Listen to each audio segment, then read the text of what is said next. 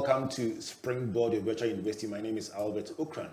Welcoming you to the Easter edition of your favorite broadcast, Ghana's foremost developmental program, running since 2008. Springboard is brought to you by the Springboard Ratio Foundation and proudly sponsored by the Enterprise Group, UMB Bank, MTN Pulse, with media support from the Multimedia Group and the graphic business. So today we bring you the second in our already trending series of conversations with heads of Ghana's leading universities or tertiary institutions. It's the Don's Conclave right here on Springboard, your virtual university. And guess what? It's educative, innovative, and in a sense, keenly competitive because you want to back your institution. So, if you missed last week, where were you? This is a series this month bringing together 5 of the heads of Ghana's leading universities, sharing their 5 life lessons garnered on their journey and 5 prescriptions for world-class education in Ghana. Our guest for last week was Professor Nana Ba-Piamfo from the University of Ghana, shared some very interesting lessons. If you missed it, find it on Facebook, YouTube, and share your thoughts and your comments. And by the way, if you are backing your institution, here is how you can do it. If you are a student, alumnus, faculty, staff, friend, even if you are planning to attend this institution or your ward is planning, stay tuned, pull out your phone, dust it, and get ready to listen to the thoughts of your VC and back it with your vote on social media. I'll tell you how you can do it very shortly, but this is very, very exciting. My guest for today was adjudged the CIMG Marketing Man of the Year for 2019, followed closely after by a vote as the Educational CEO of the Year last year, and he's someone I've known since 1989. Professor Abednego Amartey is Vice Chancellor of the University of Professional Studies in Accra, UPSA. Prof, finally, I get you on Springboard of Virtual University. Good to see you. Good to see you, Rev Albert Ocran. Amazing job you are doing here. Please call me Albert, as we used to do when we were in school. How are you, sir? I'm fine, sir. Good to see you. Good to see you too. Wonderful. Great job you are doing here. Thank you very much. With the registrar. Yeah, my boss. Yes. Yes. Great job. So, anytime you talk about UPSA, from the corridors of power to the ordinary man, to anyone who drives past the university, the first thing that people think about is that university that has marshaled internal resources to build facility after facility. And for a country like Ghana, it's probably one of the areas of greatest interest. So before we get down to your story, tell me, what is happening at UPSA? Well, God is good. I mean, we do a bit for Mother Ghana. I mean, it's we do what we have to do. I call it responsible leadership. And over the years, I think UPSA has experienced that. So it has helped us, it has served us well, but it's all for Ghana. I'll tell you what, I salute my friend Pastor McDonald, as many you all call him as so. I mean, and I remember he was the one who made me take note of UPSC because he went to IPS in those days. And because he was very close to me, I took a particular interest in IPS in those days. Juxtaposing the IPS of Aso's time to the UPSA of today, I must say it's been a remarkable transformation. And I spot, if I may, from the outsider's perspective, note 3 key leaders who have driven this. Just give us a sense of the journey and a bit of how we got here. Well, of course, it's always good to pay tribute to the founder. Incidentally, still alive. Oh, wonderful. Opoku Ampuma. I think he should be 94 years now. And successive directors and rectors, especially for Reverend J.J. Marty, now Canon J.J. Marty, and then Professor Joshua Labi. Under Reverend J.J. Marty, he started a degree program. That was a game changer. Then Professor Labi took it from there, saw a lot of expansion, infrastructure, programs. And by God's grace, we also took the baton, and we are where we are. I want us to first get your key life lessons, the 5 things that when you sleep and they wake you up and they ask you, Anyamioku, tell me what must I do to progress in life? What will be the 5 things? Okay, so first list them and then we'll get on to why. All right. So if I wake up 2 a.m. and you ask me what will be the first one, I would say it's old-fashioned, but it still works. Hard work. Okay. So hard work is number 1. Hard work. Okay. Then number 2, attitude. Okay. They say attitude is everything. Okay. Number 3, preparation. Usually what people call luck, because those people are prepared. So preparation. Of course, number 4, gratitude. Okay. Gratitude to God, to those who have helped you, your parents, your guardians, your spouse, friends, colleagues, the family. And then, of course, number 5, I call it the KISS principle. That keep it simple and short. A friend of mine says, keep it simple and stupid. That's not what I mean. We keep it simple and short. So those are my 5 main lessons in life that I've learned. Wow. I'm going to come to those lessons as we go along, but anytime I meet someone who occupies a position that is a leadership one, I'm much more interested not in where they are now and what they seem to be enjoying, in quotes, the attention of the public to the great work they are doing. I want to track back to the time when nobody knew them, the beginnings, and find out what choices did they make, so that anyone listening who wants to get to the top can say, okay, I can identify with this and I think I'm on the right track. So let me backtrack to the beginnings of your career journey. Was academia ever in your mind?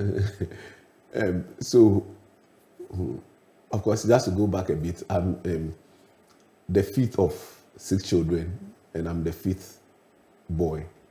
So that's why they call me Faye, because Faye means all is well. Yeah. Because obviously those days you expect to have first born boy, second boy, third boy, 4th boy, 5th boy. Then they say, okay, Faye, all is well.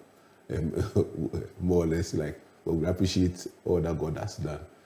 And so growing up at La, of course, my grandfather, my grandmother, they had 10 children. My mother was the 5th one. Those days, the ladies would not go to school. It's the men who would go to school. And so the women would help sell fish to take care of the gentlemen. Only the last girl, there was now some enlightenment, so she had to go to school. She became a medical doctor. But then we all grew up in the same house. I'm sure we were more than 50, 60 in the house. But it was a lovely place. Until I lost my mother, and often then my uncle, who became my adopted father, Akwet Uncle, we call him, took us in.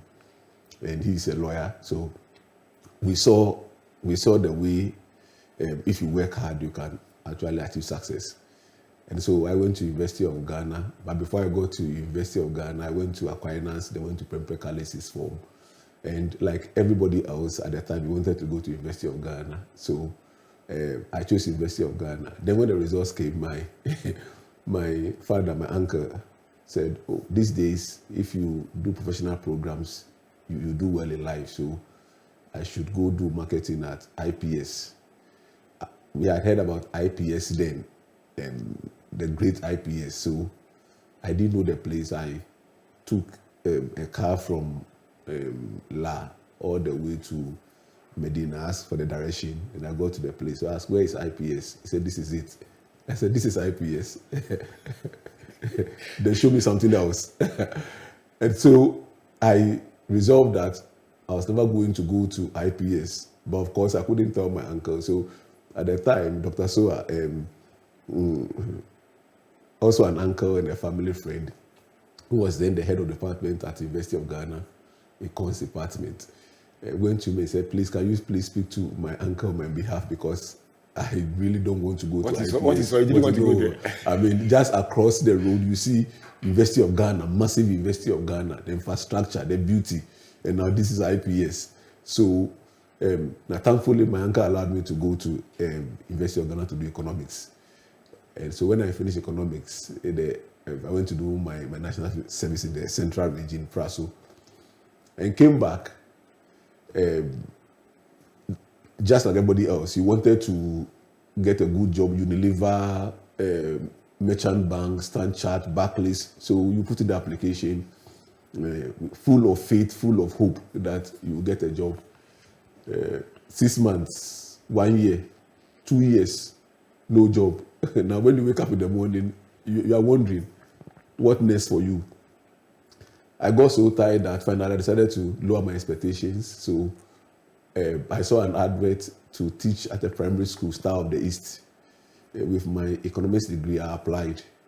I went for the interview, saw a lot of people. At the end of the day, they said I was overqualified. A degree in economics, you are coming to teach in a primary school. Fortunately, one person did not accept the offer, so I was called to replace the person. I guess my joy to be a people teacher, class 6. So I started teaching. I enjoyed teaching those young kids. Then the dream that my uncle wanted me to achieve, that is to have a professional program, came back again. So whilst you are doing this, you are teaching in the primary school, why don't you go take classes in marketing? So we went to Vera Beach at the time, CIMG. They used to have those classes there. So after 2 p.m., then I'll go for the classes. Few months into my teaching at Star of the East, then 95, they started the advert for VAT. So I applied and I was taken. I remember Honorable Setekpe then was the deputy head. And they posted me to Sunyani. I remember going to Setekpe then that I wanted to be posted to Accra because I'm doing this course. He looked at me and said, young man, you guys walk around and say you don't have any job to do. They give you a job, now you are telling us where to post you. He just turned around. I can imagine his face telling you that. Exactly. I mean, he just turned around that way. And my uncle sat me and said, you have to go. So I registered to write the exams, advanced certificate then, now professional diploma. I registered to write those exams. I registered all 4. And I came to write all 4. What I didn't know was that the convention was that you write 1 or 2 so that you could pass. But because I didn't know, I registered all 4 and wrote all 4. And when the results came, I passed 3 out of the 4. Apparently, my colleagues, because they were attending classes after work, they didn't even have the chance to write the exams. And so they had deferred. Me that I left for Sunyani, I was not attending classes because I felt I was disadvantaged. I was rather learning, and I came to write, and I passed 3 out of 4. So I was ahead of them. Then I learned a lesson that sometimes what you don't know is good for you. So I then started that, okay, so this is the path to go. Within 3 years, I've been promoted at VAT service. In fact, VAT was abolished, came back. We joined IRS, then came back. So 3 years I was promoted. 6 years, I was promoted again. And the 6th year, the entire region, I was the only person promoted among my colleagues. Interestingly, that was the same week I left VAT service. And I think I see Joy FM here. I was listening to Joy those days. It was on Sky in Sunyani. They were interviewing, I think, Dr. Kwesi Jonah. And I felt that I wanted to be like this man, an academic, as various issues and all of that. It's like a light just came on that this is what I wanted to do. So I applied to come and do the MBA then. I had admission. So the week I was promoted, I put in the request that I should be granted study leave. So I left for Accra. 1 year into the journey, then I got the letter that, sorry, they couldn't grant the study leave. I had a choice to make. The choice was to stop school and go back to VAT. And VAT at the time, they pay well. I mean, you're a tax man, put your white shirt, your tie, especially when I spent 2 years without a job. And now you have a good paying job, people respect you, and now you have to stop, the choice to stop or to say, I've stopped school and go back to work. That's a tough one. It was a very, very tough one. I prayed, I fasted. It was still very difficult. Finally, I just woke up one day and decided that I've stopped school. I've stopped work. I'll continue with my education. What that meant was that there was no income for me, and I was newly married with a daughter. You have to rely on your wife's income. So you should add marry the right person to this. And that's why I said gratitude, because it's important to appreciate those who have helped you on your journey. My uncle who took care of me and all of that. So now you get up, you go to school, your colleagues will go to work, they will come for lectures. So another challenge that I face, I then decided that what I would do is to spend all my time in the library, because you cannot go home and come back. You didn't have enough money for transportation. So after lectures, I'll stay, and then I'll read, I'll study, and then we have the evening lectures as well. Because I was spending a lot of time in the library, more or less, I could prepare so well. So my other colleagues who were working, who were my discussion mates, when they come, then I would explain to them and say, okay, this is what we learned, this is the explanation, all of that. So they then will buy food for me, because I was more or less like their second lecturer, their teaching assistant. So they will buy food for me. If there's time to do photocopy, they will pay for it, because I will do the explanation. And because of that, my grades were very good. I was doing so well, and not because I was extraordinary, but because I was spending a lot of time in the library and learning, preparation and hard work. So that came in. So one day, after a year, there was one lecturer, Mr. Adi. I think he saw my grades and was like, who is this guy? So he asked who is this guy? And then I said, I was the one. They said, you are so good. Can you please help me in lecturing? So I'll go to his office. I volunteered. I would help. By the time I was completed, so when I finished, he said, come and help me. I spent an entire year helping Mr. Adi in his office. So I will go, he will teach 2 hours tutorials, I will help the students. And because that's what I wanted to do, I wasn't paid for it, but I was excited, the fact that I could also impart knowledge. And finally, I could just stand before people and be explaining things to them. So I would dress well, get my nice tie, the tie I used for my wedding, that same tie, I'll put it on. And then I would dress well, go to class, and go and teach these young ones. But apparently, there were also some mature students who, of course, needed some further explanation. This is what I used to do with my colleagues, those who were my discussion mates. So they invite me to come over to their hostels to teach them. In turn, they would pay me for the explanation I was giving to them. And they felt that they were passing. So, third-party referrals. They would tell others that, there's this young man is so good. He's done his master's, can come and help you teach. So now I was enjoying helping me study them more, because even though they wasn't paying me, I was being paid by some of the students to help them. So project when I became a consultant. You could do this, you could do that, you get the information here. And so suddenly I was all over the place, from Barclays Bank to Georg to all those big guys doing their executive MBA. Just pause at the point. You see, I've just seen how the educational entrepreneurship all began. So it was not really like a formal thing. It was almost like a hobby that you began to commercialize. Yes, I just enjoyed that it. Attracted financial returns. Yes. Let's go with this.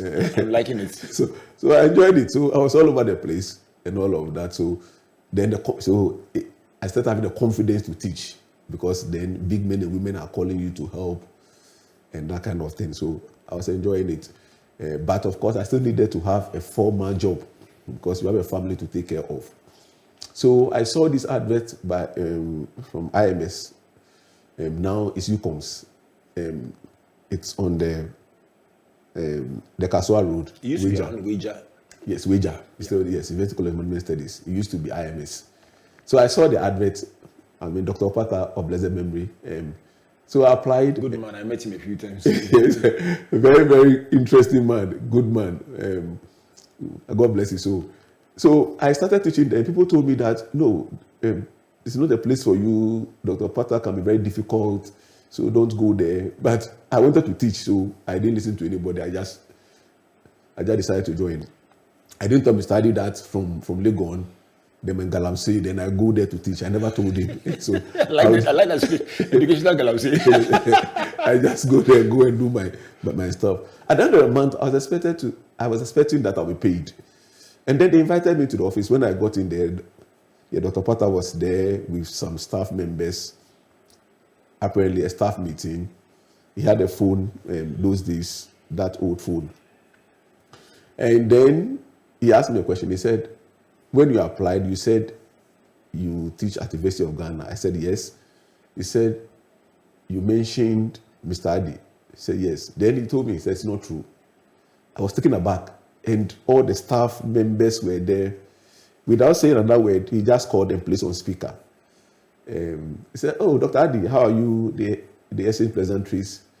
And he said, do you know a young man called Abednego? Mind you, I had not told Mr. Adi that I go here to teach. So he wasn't even aware I was there. And they never mentioned that I was there. So they just said, do you know a young man called Abednego?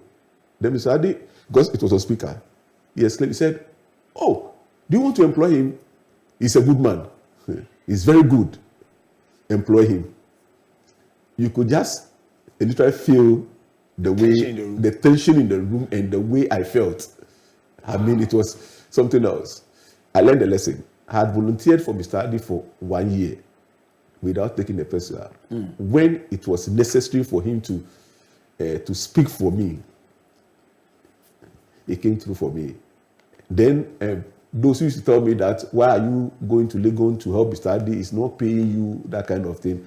What he did for me on that day was worth more than $1 million. It's our reputation and integrity. And that is what he did for me. From that day, the relationship with Dr. Potter changed. In fact, until he died, he used to come to my office and he used to say, you need to come and head my university. And if you don't come, get somebody to come and head my university. Wow. That was what Mr. Adi did for me. That's how far he could take me. If he was paying me, he would not be under any obligation to do that for me and all of that. Interestingly, that day when I left, I came straight to the University of Ghana, Mr. Adi's office. He never mentioned that somebody made that call to him. Up to today, he never mentioned. He's never mentioned to me that, oh, one day somebody called to ask about you. So he's hearing about it for the first time on this show. So I'm sure once he listens to it, this is the very first time that he will hear that. I knew this is what happened, and I was there. And I also never mentioned to him, and that is somewhere 2004. So almost 20 years now. Wow. Et cetera, et cetera. And so, people talk about these days, young people, they want to be paid for the job they do immediately. Somebody asks you to help the person. You want to get the benefits here and now. There are things that you have to do that you get the benefits years later. Sometimes, I'm sure it will be eternity, that God himself will pay you for the good work that we do. So I learned that, and so now I will leave Mr. Adi's office. I'll go and teach. At least it will come with a salary. But of course, it was a small university then, so the money wasn't enough. But it was fine. I mean, I could make some money from my Galamsey and then also go to Mr. Adi's place, and then of course go to Wager. But I still needed to up my game and get more resources to help the family. So one day I saw an advert. I think my wife even saw it, to All Nations Investing Conference. I think the day she saw it was the last day, on a Friday, and I applied. And she had a friend who was going to Esther, who was going to Korea that day. So she took the letter. So she got there. When she got there, she sent it on a Saturday. They had closed the office, so she gave it to a security man. Gave it to a security man who then dropped it on a Monday morning. I've forgotten about it then. Somewhere January 2004. I remember that because it was, I had attended Jericho R, and they were having a 40-day prayer and fasting. So I decided to be part of it. Then I got a call. He said, it's Dr. Donko from All Nations University. He asked where I was. Said, I was in Accra. Said I was coming to Accra the following day, where he will see me. I said, he will see me at Action Chapel around 3 p.m. Unfortunately, I had gone to help somebody at Barclays Bank, the usual thing to, to help her do her work. So I was a bit late. When I got to Action Chapel after 3, Dr. Donko had come. So I saw the All Nations vehicle parked there. I approached it. They said, Dr. Donko had entered the auditorium. So I chased him up there. I saw him. And then he asked, do you attend church? I said, oh, no.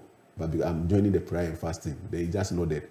He asked that I accompany him to Koforidua the following day, if I don't mind. I said, I don't mind. He went to the place, asked that, you said you don't attend Action Chapel, but you were fasting with them. You are a good Christian. We have employed you. So that was how come I landed at All Nations. my faith and being gratitude to God landed me at All Nations. So I started teaching. Again, they just started, so the salary was not that big enough to take care of the family. But again, we are making progress. And All Nations, I virtually taught, in fact, I taught virtually every course, from strategic management to marketing communications, consumer behavior, to communication skills, communication state, whatever. The point is that people were always resigning, and once they resigned, I just volunteered to take the course because I just enjoyed it. So I would leave home at 6 a.m., get to Koforidua, in fact, I would leave home before 6, get there around 8, I would teach till 9 p.m., get back to Accra. At the time, they had blocked the Bree Road, so use the Dodua Road. So sometimes 11 p.m. we'll still be on the mountains. I recall one day when the car broke down on the mountains, and 1 a.m. we're still waiting for the mechanic, only for us to see a madman coming. Then the people in the bus said, that is the god of the area. Wow. Come and see speed. Everybody was running all over the place. But those were kind of experiences that you had on the road. And then the following morning, you have to go again. And not much pay, but I enjoyed it. That's my passion. I wanted to do it. And I was teaching virtually every course. Before I could realize, I taught about 15 different courses. The typical thing of a university, that you don't teach more than 2 courses. But for private university, that was beginning. And people resigning because of their salary levels being low and all kinds of reasons. I was willing to volunteer and to support. Then one day I saw this advert for IPS, 2006, for employment marketing. So I applied. After some few weeks or so, they called that I should come for an interview. When I got there, I saw a lot of people. Immediately, I was like, but what am I doing here? I mean, all these people, and they're coming for an interview. Then they gave us a form to fill. And a part of the form, what you are supposed to do is to mention the course you could teach. Of course, from UCOMS to All Nations, I taught more than 15 courses. So for me, I wrote and wrote and wrote and wrote. But at the corner of my eye, I could see people were writing 1, 2, 3. I thought, hey, what am I doing wrong? They came for the forms. It was my intent to get in. I went for the interview. I saw 9 people. They asked questions. Then one of the questions that came was, can you teach all of this? How come? I said, oh, All Nations. So I explained the fact that All Nations, I ended up teaching all of these courses. So they just nodded. Now, apparently, that was 2006. IPS had started a degree program the year before. So a lot of their faculty had gone to do their masters to upgrade. So they needed one person for the marketing department. And they wanted somebody who would teach several courses.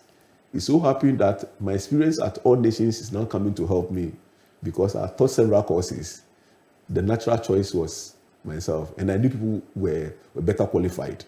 1 out of 50. And you were the one. And I was the one that I was taking. This is Springboard, your virtual university. And as you can tell, this is a very compelling story, and I'm just listening and enjoying. This is a very unique approach to the Dawn's Conclave with the Vice Chancellor of the University of Professional Studies in Accra, Professor Abednego Amartey, telling us step by step the story of his life. And he gave us the table of contents up front. So you know that it's about hard work, Everything in his life is done with hard work, volunteering for 1 year to teach for free.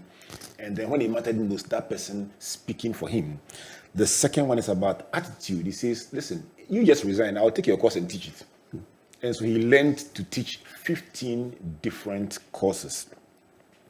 And then preparation, he says, at the time when it mattered most, with 50 different people competing for one role, once he wrote that he can teach 15 courses, he was the chosen one. The fourth is about gratitude. Looking at the story of his life, thankful to God, to his uncle who looked after him, to Mr. Adi who opened the educational door to him, to his wife, and to everyone who has held his hand on the journey. Before we break, what about keep it simple and sweet?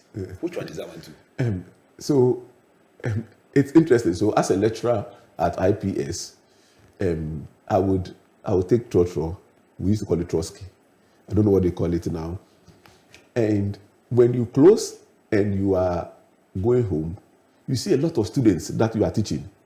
And you are wondering whether to take Trotro with all your students. Sometimes you just stand at the bus stop as if you are waiting for someone, and then wait for the students to go so that you can sit in quietly. One day, I waited, and then a car came. It was virtually empty. So I went straight to the back. When I went straight to the back, then somebody just said, "Oh, sir, good afternoon." It was one of my students. I thought I was hiding. Then I told myself, but what's the problem? It's a big deal. There's no big deal about this. I mean, this is what I can afford. I just realized that keep life simple and short. Don't overspend. Don't keep up the Joneses. Live within your means.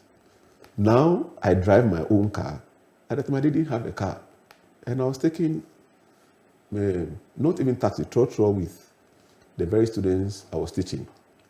And that was it.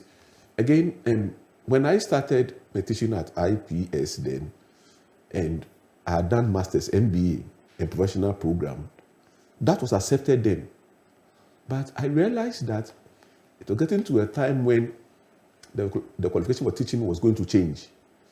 The emphasis they started putting emphasis on research, masters in research masters. So as the head of the department then in marketing, I still went back to University of Ghana Business School again to do an MPhil in marketing. And I do remember Professor Hinson, who was then interviewing, he said, "Why do you want to do your masters again?" All of that. And I said, "Because I'm into academia." I was largely informed that he actually put in the word, Professor Hinson put in the word and said I should be allowed to do the MPhil in marketing, because others felt I had the opportunity to do MBA. And so I had to go back to do another 2 years master's degree. And in class were students who People you are taught at IPS first degree, and they were in class with me. And they used to call me Mr. Oku. And I was their HOD. I mean, if you look at me at my age and with these young people, but I realized that it is what it is. I mean, it's part of life. So these are principles you've lived ever since I got to know you. And the story you tell is a story of truth, of integrity, of transparency. And I'm sure somebody listening tonight or today will be extremely inspired to live out their dream. This is Springboard, your virtual university, and good hello to you, Professor Robert Evo Hinson. Your name has come up, so I salute you.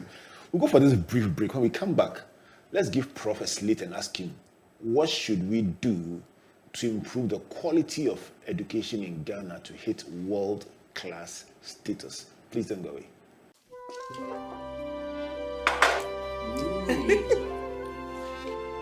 Well, now that we're all here, I want to start by saying what a difficult year it has been for all of us. But then there's also a lot to be grateful for. You know, like when I bumped my car into a taxi right at our junction, and the insurance company paid my claims the very same day. And remember the surprise cash bonus we received for our funeral finance plan? That is what sponsored our trip to the beach. And the song we sang all the way to Pram Pram. It's okay I'm also grateful that every passing year brings me closer to enjoying the retirement benefits I have contributed so much to. And how since I started working from home after the COVID pandemic, I've been taking better care of myself. Even my doctor can attest to that. Speaking of that, I'm very grateful to the team at Transitions for giving Grandpa a befitting send-off.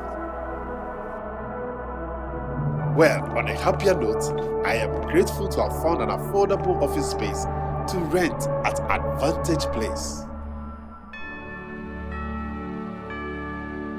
Enterprise, your advantage.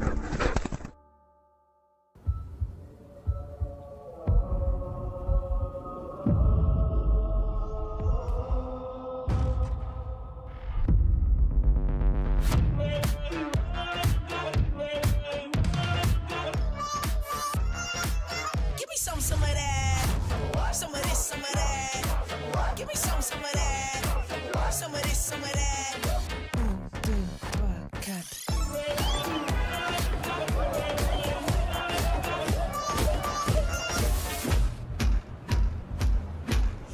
One, make you melt like the sun. Two, I can make it all about you. Three, you should make it all about me. Four, yeah, I think I like that more.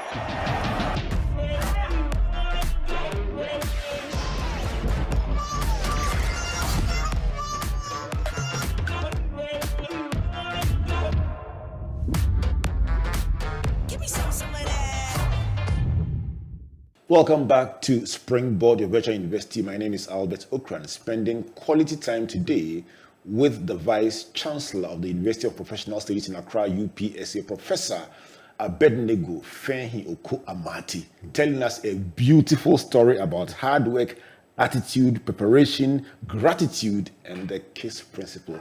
Keep it simple and short or sweet, but not stupid. And that simply means that if you have to go to class with your own students for a season to rise up again, do it with a smile on your face. Prof, this should be a book, shouldn't it? Yes, it's okay. So it's in the pipeline. You're writing? Yes. How many chapters? It's in fact it's virtually ready. The first draft is ready. Okay. What's the title? I never wanted to say it, but okay. So let's advertise it. Let's advertise it. What title are you thinking of? Well, I have about 3-4 different titles, but something about God is good should be part of it. The goodness of God. The byline will be God is good, and the top. I mean, keep this space. Keep the space. Watch the space. Watch the space. So I tell you something. Space, yes. One of these days, knowing that he's a former marketing man of the year, I'm sure he will carefully, prayerfully select the title. Prof is also a reverend minister, and so let me greet your congregants at the Revival Outreach Church, the La Assembly. He's a chairperson of the church as well. So he's a big plate full of hard work that he's doing with all his heart. Prof, education. In our running series on the top 10, we brought different people from different fields of life to share perspectives on the ideal Ghana. And without fail, every single one of them has had something to say about education. Education is huge. Yeah. Many people are listening today saying, so what's next? How do we get this right? Let me ask you, how do we build world-class education right here in Ghana? And give them to me 1, 2, 3, 4, 5. What will be your number one? Okay, so before that, we don't understand that education is not just schooling. Education will take you from poverty. Education is a family planning tool. The more you keep, especially girls in school, the less likely that they are going to have children before the age of 18. So we've got to take education very serious. My first thing about education is this. By the age of 9 years, we must insist that every child can read and write. That's my first principle of education. If a child can read and write by the age of 9, you can never take it from the child again. It means that even if he stops school at that age, he still can read and write. So everything we do, the quality of teachers, motivation, and all of that must ensure that children can read and write by the age of 9, and that means that by the time they are in class 3, class 4, every child should be able to read and write. They don't need to get to GHS before they could read and write. Right from the age 9, it should be possible. In fact, for some children, even at the age of 6, they should be able to read and write. But worst case scenario, every child in Ghana should be able to read by the time they're in class 3, class 4. You're saying that if they did that, their education can never be taken away from them. In fact, that child can come back and still learn to do mature education. What is the current situation from your own, where you sit, in general terms? It's hard to say. You can even get people who have finished senior high school. They are unable to read and write, and that's how bad it can get. And that's why I insist that we must ensure that children, by the time they are 9 years, should be able to read and write. So that's your first prescription. The first prescription. What will be the second one? The second one is that we should radical shift from learning by rote. Now teaching children to just,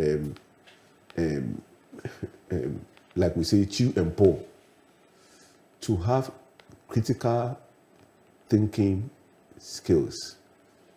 Like somebody put it this way: we should not let our schooling be an hindrance to our education.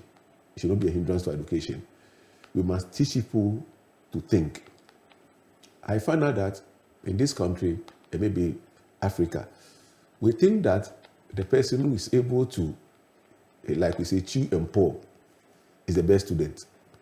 And so we judge students on the basis of the fact that they have reproduced what they were taught in class. All they have to do is to give what we give to them back. So it is from the lecturer's note or teacher's notes to the students' notes, and then back to the answer booklet without going through their heads. Oh, no, say that again. I like this one. So from the teacher's notes to the students' notes, then back to the answer booklet without going through their heads. But that's a very, very big indictment. You know what? For fairness, what we have done with this program, as you all realize, is to pre-record it so that no vice chancellor knows what the other said before the broadcast. So if you hear somebody saying exactly what the other person said, the good news is that they don't even know what the other person said.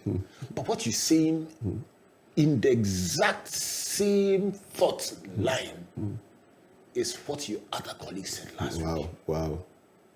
And you are saying that the net effect is that the knowledge leaves the lecture's notes to the students' notes and to the answer sheet without going through the student's head. So what then happens to the student? And then so we think that these are the best students. But where we are now, people should be taught to think, to be analytical, to probe, to ask questions, to challenge. That is how we can educate. We are making schooling to rather be a hindrance to education. We are producing yes men where we don't question anything, and this is not the way to learn. So those we say are the grade A students, in actual fact, a lot of the times, it's simply that they have reproduced what we give to them, and that's all that they've done.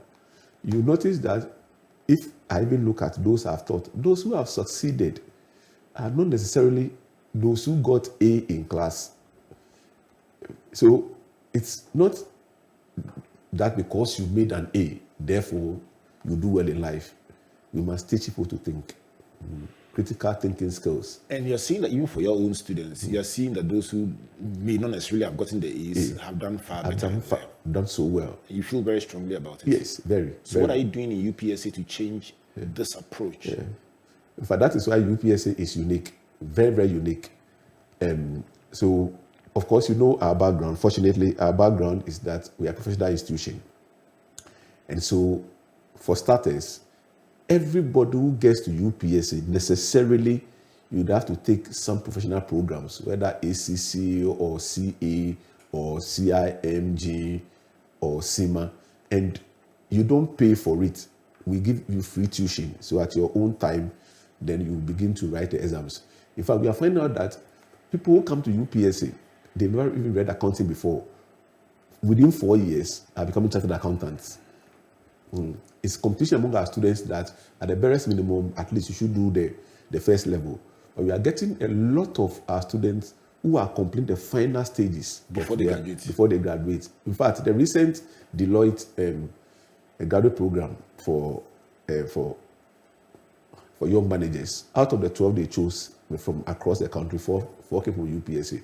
The best ICA graduates from UPSA. Interesting, these are not students who are getting first class, and yet they are doing so well. They are chartered. So that's the first thing. The second thing is what people say. They say, UPSA, you are doing a uniform. Not that we are doing a uniform. We have what we call the professional mandate. Dress like a professional. If your jacket and your tie. That when you go for interview, it is God who looks at the heart and not necessarily the outward appearance, but men look at outward appearance first. So your appearance matter. So UPSA, we insist that Mondays dress well, and then we have all the presentations we do that you have to dress officially.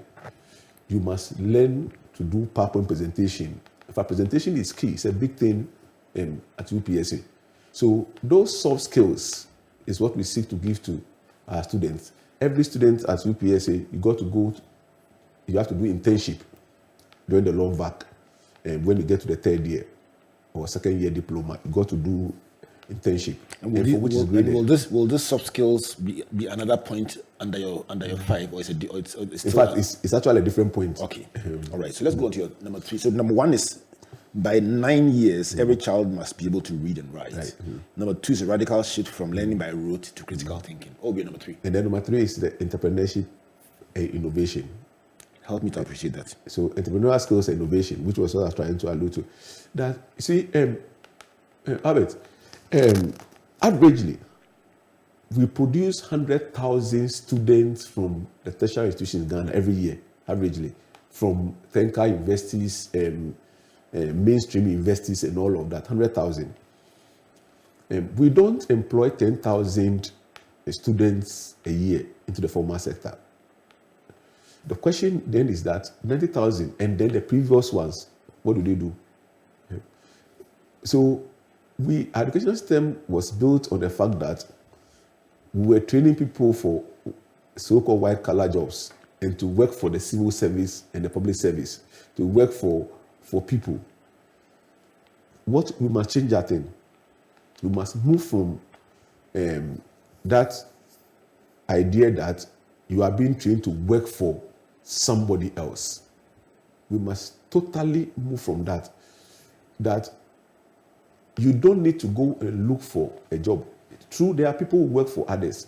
And working for others doesn't mean that you have to work for government per se, or Unilever or Stanchart. Even among your colleagues, 2-3 of you can come together and set up something.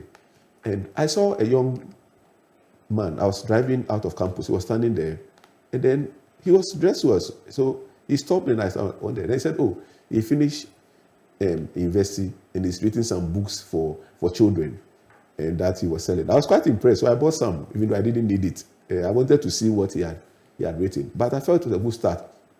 So this thing about always going to look for people to employ us at so-called big companies, we can't continue like that.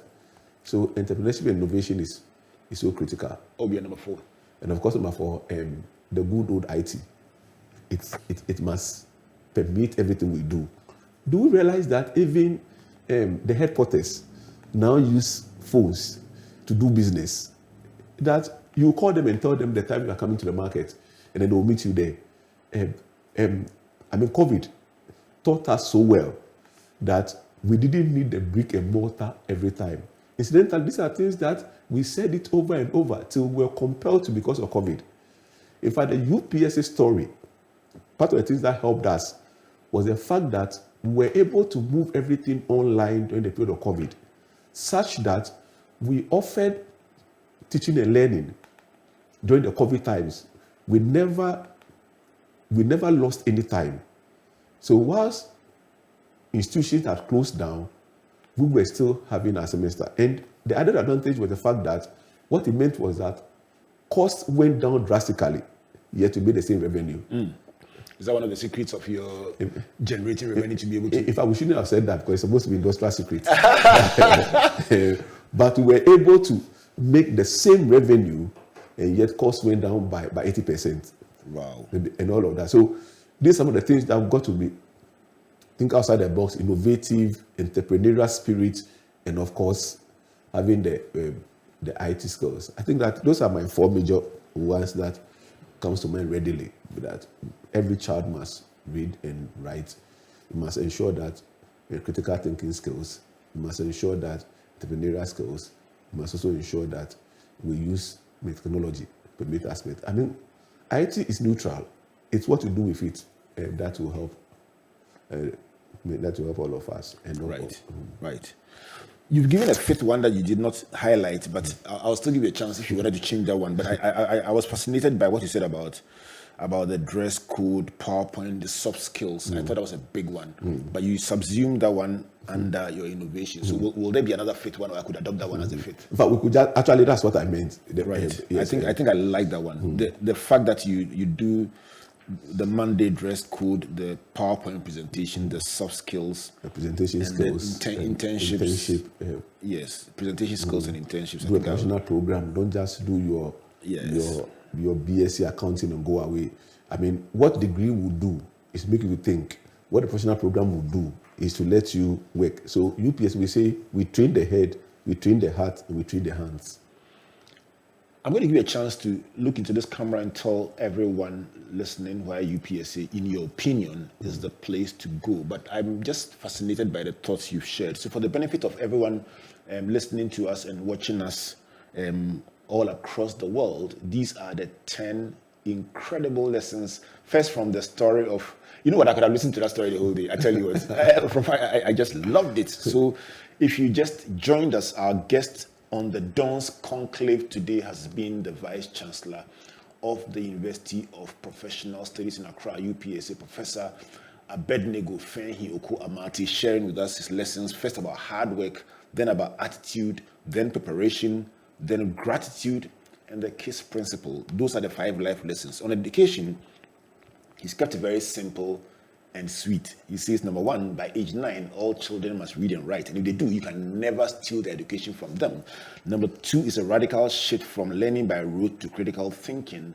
Number 3 is what I would call the value-added education. He says, in addition to everything they do at UPSC, he insists that they must go through a professional course while they are on campus. And sometimes they graduate, they charter from the professional course before they even graduate from the university. And in addition to that, dress code, PowerPoint presentation, and other soft skills and internships are a critical part of UPSC's curriculum. Number 4 is about entrepreneurship and innovation. He's saying that averagely we produce 100,000 tertiary students, out of which only 10% are co-opted into the formal sector. For that 90,000 people a year, we must reorient them from looking for jobs to creating jobs and believing that it can be done. And it can be done in various ways, including writing books for children, which he will buy when his car gets to where you are.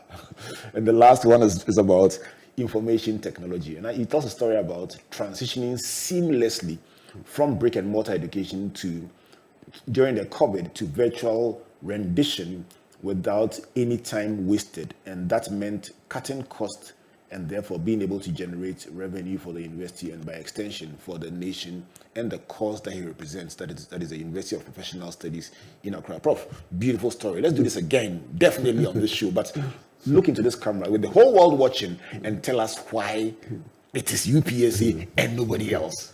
Okay, so UPSA is unique. It's the only university in Ghana and Africa where you can have both professional and degree programs at the same time. In fact, it's the only public university in Ghana mandated to do so. It's not just a name, it's actually that something we live it every day. So UPSC, we train the head, and that is your critical thinking skills. We train the heart, that's for your attitude, which is key. We train the hands, the ability to perform. So if you say you have BS in accounting or finance or marketing or IT or communications, it's not just a knowledge, it's the ability to perform. For example, if you are a marketing student, can you do a marketing plan? Can you do a communication plan? Can you do presentation skills? These are the very things that we do at UPSA. So if you get a UPSA graduate, you are sure that we have set that person on the journey to make you a successful person. That's the UPSA way of doing things. Hey, Charlie, if you are born and you never become marketing man of the year, you have been cheated. This one is a pitch that when you hear, you start looking for the website of UPSA straight away. And I can tell you this has been a beautiful conversation. Prof. Let's do this once again here on your virtual university. A big thank you to all of you listening and watching, and I trust that you've enjoyed this beautiful conversation. And here is where you come in. If you are a student, alumnus, faculty, friend, staff, anything of UPSA, or you are planning, or your child is planning to go there, please go to Albert N.E. Ocran or Springboard Zone and vote for UPSA. How do you vote? By liking, by sharing, by commenting. All the 10 things Prof has shared. Which one do you say? This one, I agree through and through. Write your comments, and the university that has the biggest comments has won. So it's a simple thing. Make your presence felt on social media. Please call your friend to call a friend to call a friend to share, like, and comment on the thoughts that Prof has shared. I find them very compelling, and I can tell you without any shadow of doubt which one is my favorite. But if I tell you, vote for that one. So you choose which one you like, and let's keep this conversation going. Facebook, the handle Albert N.E. Ocran or Springboard Zone. So we come your way again next week. My name is Albert Ocran on behalf of Team Springboard led by Comfort, and very importantly, our sponsors, the Enterprise Group, MTN Pulse, UMB Bank, with our media partners, the Multimedia Group and the Graphic Business. And by the way, on Tuesday in Graphic Business, this whole full story transcribed by the team at Graphic. So till we come your way again next week, my name is Albert Ocran saying God bless you, God bless you, God bless you. Christ is risen, he is risen indeed.